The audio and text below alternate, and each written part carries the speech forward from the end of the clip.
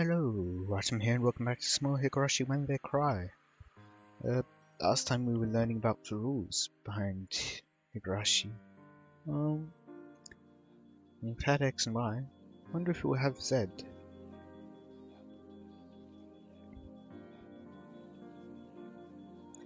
Now, have you realized that these two pieces and the rules they fulfill have their own rule too? They talk about the Sonozaki family, and the listeners always believe them. This is Rule Z, and what a humorous rule it is. You should already have an answer to this mystery in your fragments on hand. The fact is that the Sonozaki family always acts as if they are responsible, no matter if they are or not. They always pretend to be the villains in order to make sure that people continue to fear them.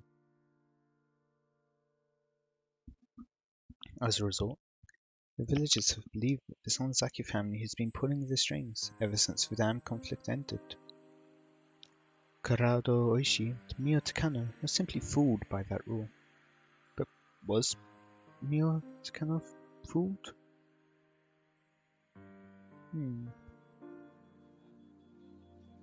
Actually, the whole village is fooled by it. Still, the more I think about it, the strange of a series of mysterious deaths in Hinmizawa seems to be... Do you know why? Nearly all fragments of memories we have here are from 1983. I'm guessing except from chapter 4-1. So does she just get... How does she start the fragments? Does she just jump into one? Specifically, she goes, okay, I'll jump into Onikakushi this time, or... Although, I think it said earlier this when she's in, when she finds that she's in Tatarigoroshi, she just gives up immediately. So I guess she jumps into unknown? In which case, does she choose how far back she goes, or not? So I have no idea about the incidents from 1980 to 1982. Okay, so I'm guessing she doesn't get to choose how far back she goes. Well, it's likely that interpreting these murders as serial is simply a result of falling victim to Rule Z, believing that the Sonozaki family is pulling the strings behind everything. In short, they may be trying to conflate those multiple crimes, which each happen for different reasons, into one big case. Well, I have no way of discerning the truth from fragments here. Still, perhaps something lies in one of them. Each case was supposed to have been solved individually, after all. We don't know if that theory is sound or irrational, but it might, surprisingly, be an element we can't ignore. That reminds me, Shion said something intriguing in the Minagoroshi chapter. That curse system she came up with. Do you remember that? Their theory was that the villagers believe that they are allowed to kill an enemy in the village on the night of Washinagashi in the name of Oyashiro-sama's curse, and that this foundation of murder is allowed on that night alone is the true identity of the curse. Since most of the fragments here are from 1983, there's nothing to back the validity of Shion's theory. There are still interesting things about it. In other words, his theory is that the suspect is not the one who's committing the crime. It's the environment that's causing the murder. People in a single world tend to analyze a criminal's life to determine the process that led them to crime. But her idea is different. The real crime is committed not by the criminals, but by the environment. In other words, it may only be happenstance that robber A committed the crime. The environment of poverty may have created robber B instead, perhaps even robber C. A may not even be a criminal in another world. Person A. I guess if they're not a criminal in another world, it wouldn't be right to call them robber A, since they're not a robber in that world. Anyway, therefore, the real criminal is not A, but the environment that creates A, B, or C. And well, while people in a single world may be able to reach such an ideal, the widespread desire to place blame commonly causes A to be lynched by society, while the environment that gave rise to A goes ignored. Did I confuse you? I'm sorry. Perhaps that example was actually harder to understand for you. It's easy for me to see it like that because I'm from the normal world. Let me make it simple for you. The culprit behind the tragedy in many worlds isn't individuals like Keiichi Maibara or Shion Sonozaki, but the environment. So Rule X is the true culprit at fault. You're earning good marks if you can grasp that, even if we don't know the identity of Rule X. And if you can grasp the 3 rules governing this stage called Hinmazar, rules X, Y, and Z, then you're earning very good marks. So long as you understand those rules, then even if this is your first experienced world, you should easily find the truth without distraction. See? Isn't it fun? Merely 3 simple rules are interacting with the stage, creating a kaleidoscope of different worlds. This is probably a very unusual case. In other locations, you shouldn't be able to see such extreme variation even after looping through several worlds. It keeps me entertained just staying here and watching these worlds evolve. Anyway, there's one more fact we can understand from these fragments of worlds. This is the biggest problem we Rika Furudes are facing.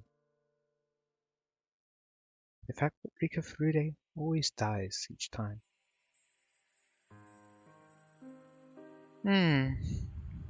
It's as if June 1983 is a dead end for her. It kind of reminds me of like near the turning point of Steins Gate, if you watched it or read it. When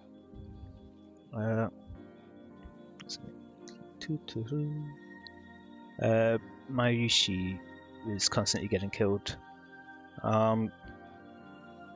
Like the cause of death would change each time, but the fixed result of her dying would happen every single time. Although the whole point of Steins Gate is that fate can be changed. Maybe you'll see something like that here? Except imagine that the time loop's been happening for far longer than this one, I'm guessing. Worse, there's no randomness to it. It's guaranteed to happen. In other words, it's the same pattern as the deaths of Jiro Tomitake and Mio Takano. It's following the exact same rule, Rule Y. Tomitake Jiro and Takano Mio are always murdered on the night of Washinagashi. Furude Rika's date of death is not always the same, but she's always dead by the middle of June. Jiro Tomitake and Mio Takano are probably attacked on their way home, so that's why it always happens on the same night. But for Rika Furude, it's different. She takes different actions in every world. Her lifestyle is very unpredictable. For that reason, the day of her death is not always the same. However, she always dies in June, because a similar powerful conviction vows to kill her too. So can we assume that the same rule Y killing them is also the rule behind her death? It's the same person killing all 3 of them. I don't know if it's the same person, but it's highly likely the same rule is at work. Is it the same person? Or the same organization? Is it the same views? The same goals? Rika's most important goal is to escape her deadly fate. But it doesn't mean that she just wants to leave the village and survive. She wants to live happily in the village. All of her friends must also be happy too. That's Rika's happy future. The ideal future she hopes for.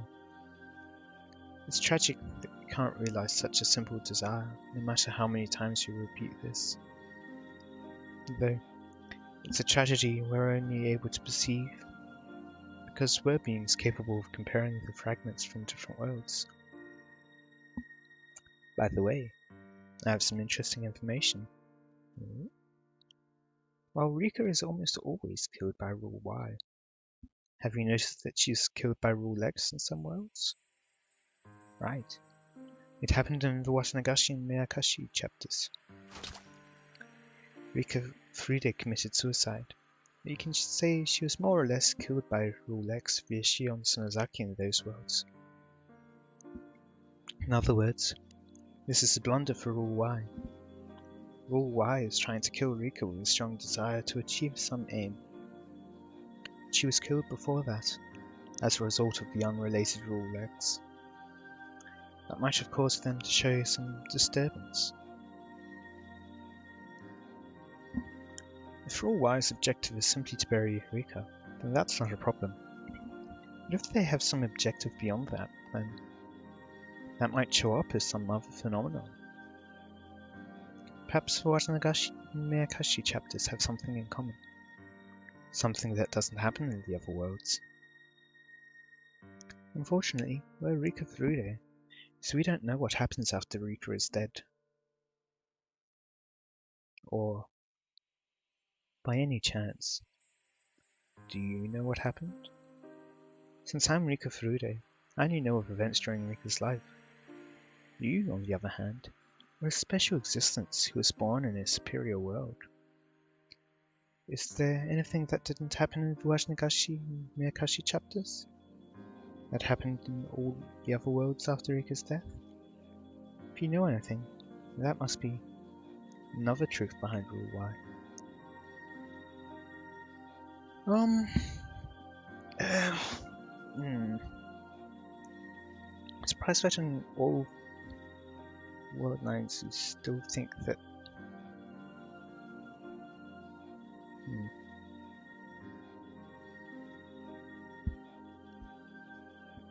Oh, so I was thinking with I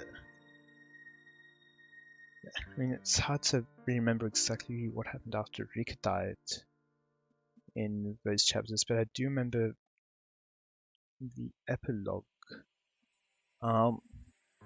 Because it's been cleared up now why Neon was found dead 3 days earlier when she was seen by Keiichi. That was perfectly natural rather than supernatural. So it makes sense that Mio Takano was similar. But it was only Keiichi that saw her in chapter 3, Tatari Garashi. Rika doesn't, and she might not even know about the whole thing where Takano's body had already been found, or had already been dead.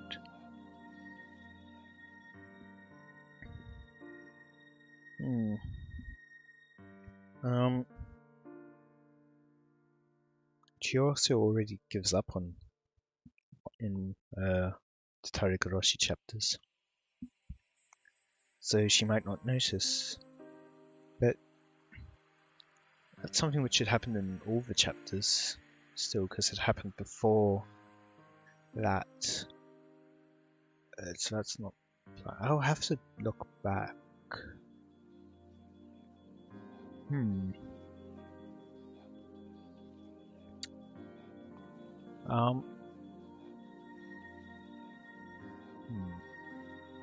mean, all the villagers die, but there seems to be more delay than in the other chapters. Because all the villagers die in chapter 6, which is the same chapter 3. Do all the villagers die? They don't all die in Oh. We don't know what happens after chapter 1. Do we? I don't think it mentions all the villagers dying with that one. I think, but we don't know how soon after the end of chapter 1 that is. Oh, I might have to check that again.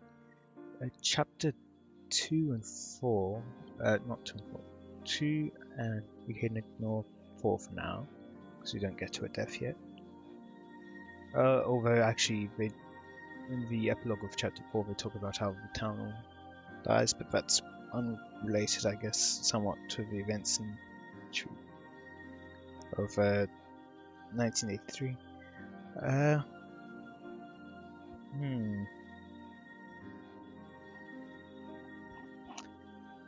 Everyone dies in chapter 3. Chapter 6.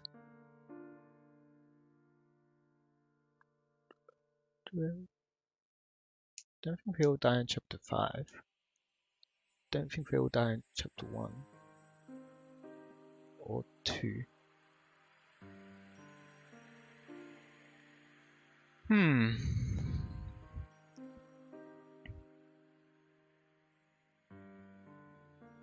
feel like I'll have to go back and check.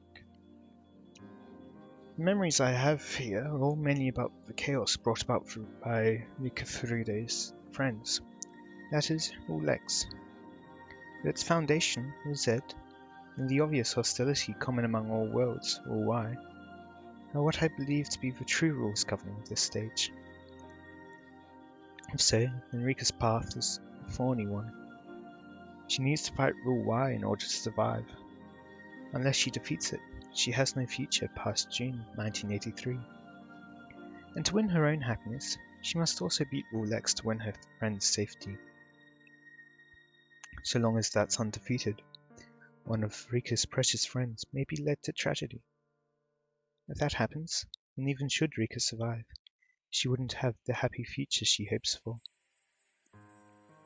She may also have to defeat Rule Z, just as Sonozaki Shion faced it in Miyakashi. So long as Rule Z remains, and even if she escapes 1983, it's possible another tragedy may lie waiting in 1984. Extremely likely that Rule Z is the breeding ground for Rule X. Hinamezawa's fundamental belief that the Sonozaki family is behind everything, and the custom that anything can be misconstrued as the curse, may indirectly be the root of all evil here. People are not surprised to see somebody die on the night of Watem. That type of thinking is keeping the curse alive in Hinamezawa, where it causes even more tragedy. It's Rule Z reinforcing itself.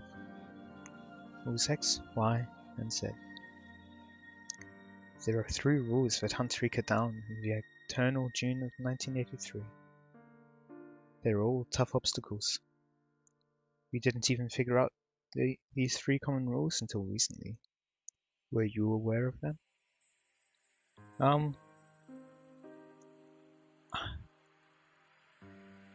Maybe somewhat.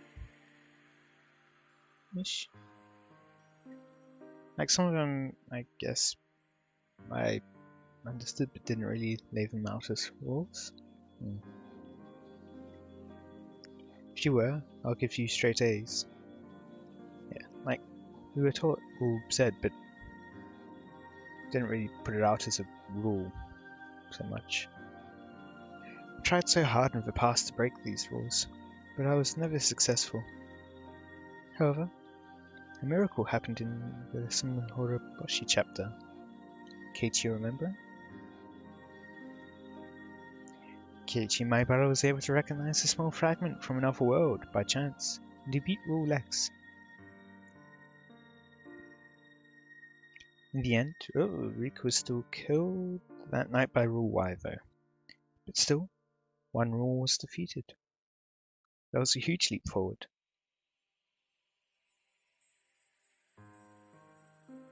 Rika knew there were 3 common rules among the worlds, but she could never break any of them. Eventually, she gave up and lost interest in the worlds. That's how I was born. However, she's different now. She's learned something valuable from Keiichi Maibara, That the rules can be broken with a strong enough will to fight. If she can break all 3 rules, Rika Furude will be freed from her eternal prison. She doesn't have much time left though. Rika has travelled through many worlds. Her physical lifespan is not a problem, but her mental lifespan is getting shorter. Mentally, she's extremely old, and her soul is starting to turn into something different. In the end, she'll probably lose the ability to experience singular worlds. She's already showing those signs, and eventually her memories from the parallel worlds will mix together, ultimately causing her derangement and the loss of Rika Furude's soul. Then, she will disappear. That means that you and I are going to be left in this dark world. The fragments of our memories will gradually disappear, and we will be left alone in the eternal darkness. Eventually, we will die. Rika Furude is aware of that. She knows that her mental lifespan is getting shorter and shorter. Hanyuu is also losing her powers. Hanyuu being, she can't rewind through years of time like she used to. Her power has decreased so much that she can barely rewind 1 month at a time.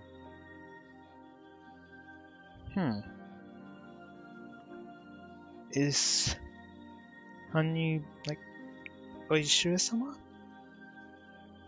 Well, I'm guessing she's the thing that was introduced in the past chapter that we never got a name for, talking to Rika. Also, the fact that she's using the name here kind of implies that it's not whoever's speaking here, or the person they're speaking to.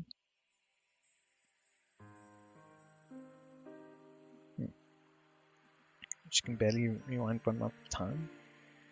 Actually, she can only rewind a few weeks. In the next world, she should only have about 2 weeks of time. Ooh dear, Rika Furude is going to try and break all 3 rules in just those 2 weeks.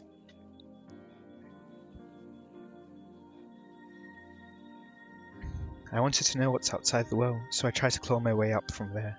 I wanted to know what's outside the well, so I continued to climb even when I fell and injured myself.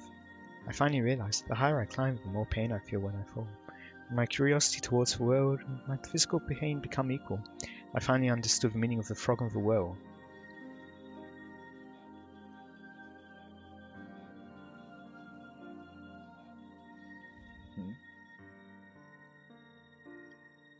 What's that all about? Again by Frederica Ben Castel. I felt no gravity in the darkness, and lost all my senses as a result. I banged my head on the floor with a dull thud. Seeing stars behind my eyelids, I curled into a ball while holding my head in pain. 大丈夫？怪我はない？リーカー、返事をしてくださいまし。I had no idea why I was in this situation, but as soon as I heard their voices from the top of the cliff, I realized that I must have fallen. Ah, I remember. I was playing behind the shrine with the rest of the club members. I got too excited and started doing something very dangerous. Then the tree branch broke. That's how I fell off the cliff. My body started to ache all over. I remembered how I fell, but I still felt strange for some reason. I couldn't remember what I was doing. No, it's more that I couldn't remember who Rika Furude was before I fell off the cliff.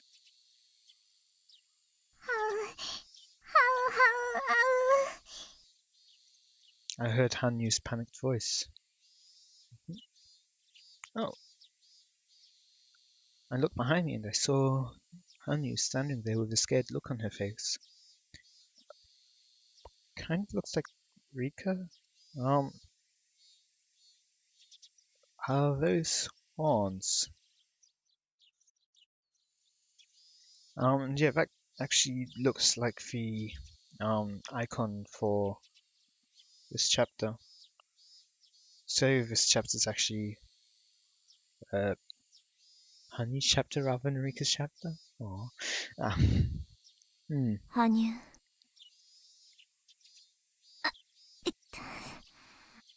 She's using adult voice there. これは一体何事なの？はうはう。リカはみんなと遊んでて崖から転げ落ちたのです。 So is she not aware that she's just come back in time? 大丈夫なのですか？羽生、そんなことはどうでもいいわ。今日はいつ？昭和何年の何月何日？ I always ask this question first when something like this happens. She finally realized what I was asking, that I was asking the same old question. 昭和58年6月なのです。綿流しのお祭りが来週なのですから、Ooh, only a week of preparation. Yeah. So yeah, from memory, last chapter she was telling Rika how long she had left, so she knows to an extent at least. なんてこと。それしか猶予がないってわけ。僕たちの力もこれが精一杯なのです。 Also, it does say that Hanyuu's power was fading. Yeah, losing her powers. So it's her sending her back. But how, I wonder? Who is she? Hanyuu muttered regretfully. It was the middle of June, 1983. This really was the best she could do. I had no choice. I couldn't complain. I gradually started to remember more things. 私がまた昭和58年の6月にいるということは、また私は殺されたのか。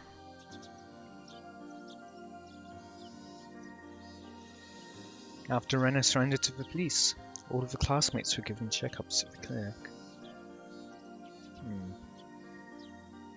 I didn't get hurt, so I was sent back home after they determined that I had no injuries.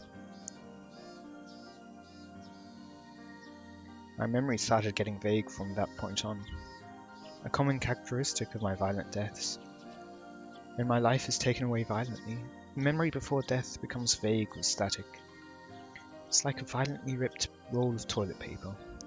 That example should make it easy to understand, even if it is uncouth. That's why I have no clear memory of what happened and how I died that night. I only have vague memories. I think someone covered my mouth with a handkerchief or something, and I passed out. That's about the only thing that I remember, and only vaguely. Ooh, I think I remember in the last chapter having a theory, like not really understanding how it could, like, they could have been friends when there was also the other group that was involved. Maybe they were going after Keiichi?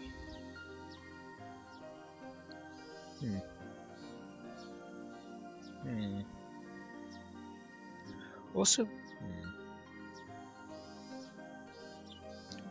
was Mion and Ren in the first chapter doing it based off of what Rika was telling them, or like she was helping them or something else?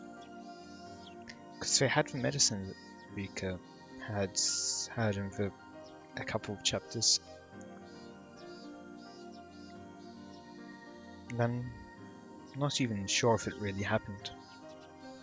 The only thing I know for sure is that I was attacked on my way home, possibly after I got there, and I was murdered suddenly. I don't know who killed me, or how I was killed.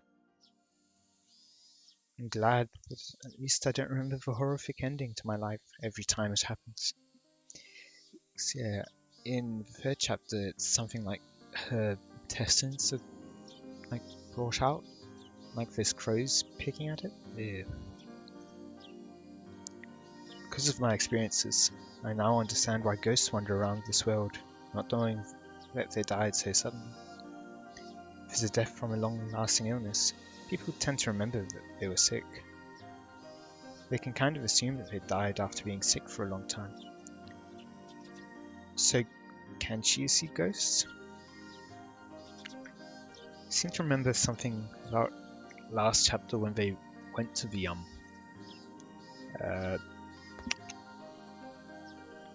trash dump and met Rena there. Someone said that they were afraid of ghosts?